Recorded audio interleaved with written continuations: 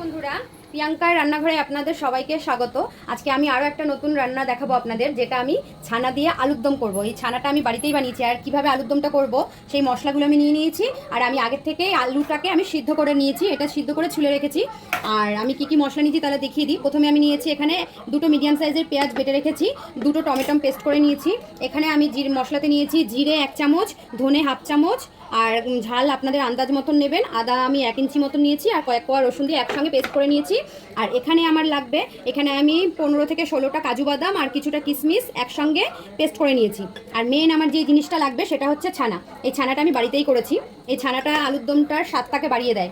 আর ফোড়নের জন্য নিয়েছি আমি এখানে একটা তেজপাতা, দুটো শুকনো লঙ্কা, একটু দারচিনি, 4টে হচ্ছে এলাচ আর 4টে লং, এটাই লাগবে। আর জিরে ঠিরে দেবো না আমি এর মধ্যে। তাহলে আমি করি রান্নাটা। আপনারা এখন তেলটার মধ্যে একটু নুন আর একটু হলুদ দিয়ে প্রথমে আলুগুলোকে ভেজে তুলে রাখবো। আলু একসঙ্গে ভেজে নিচ্ছি, ভেজে তুলে রাখছি। আমার ভাজা হয়ে গেছে, এবার আমি সবগুলো আলু তুলে নিচ্ছি, এর বেশি ভাজবো না। বন্ধুরা, আমি একটু তেলের মধ্যে একটু চিনি দিয়ে দিলাম কালারটা ভালো আসার জন্য। এবার আমি এই ফোড়নটা দিয়ে দিচ্ছি যা যা নিয়েছিলাম। প্রথমে একটু পেঁয়াজটাকে ভেজে নেব। লঙ্কা জিরে ধনে সব একসঙ্গে দিয়ে দিলাম, ভালো করে কষে নেব। নুন দিয়ে দিচ্ছি, কিছুটা হলুদ দিয়ে দিলাম, আর একটু আমি কাশ্মীরি লঙ্কার গুঁড়ো দেবো, কালারটা ভালো মতন দিলাম। পেস্টটা দিয়ে দিচ্ছি, দিয়ে ভালো করে কষিয়ে নেব। মশলাটা কষানো হয়ে গেছে, তেলটা ছেড়ে দিয়েছে অনেকটাই। এবার আমি আলুগুলো এর মধ্যে দিয়ে দিচ্ছি, সম্পূর্ণ আলুটা। এটা আমার কষানো হয়ে গেছে আলুর সঙ্গে। এবার আমি যে ছানাটা নিয়েছিলাম সেই ছানাটাকে আমি ভেঙে ভেঙে এর মধ্যে দিয়ে 500 গ্রাম দুধের ছানা কেটেছিলাম।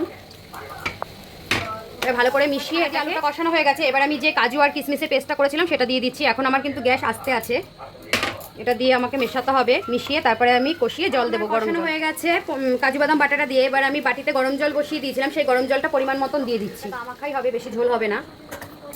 একটু গরম মশলা দিয়ে দিলাম, আর আমি এখানে 1 চামচ মতন ঘি দিচ্ছি। এই ঘিটা অপশনাল, যারা খেতে পছন্দ করেন তারা দেবেন, আর যারা না খেতে পছন্দ করেন দেবেন না। এটা দিলে সেন্টটা খুব সুন্দর আসে। আমার কিন্তু আলুর দম ডান।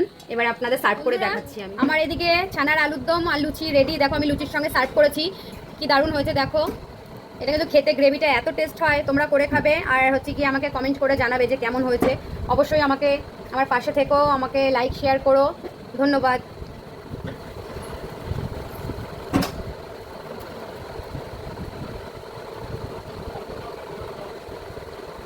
দারুণ, মানে আলুর দই এত সুন্দর।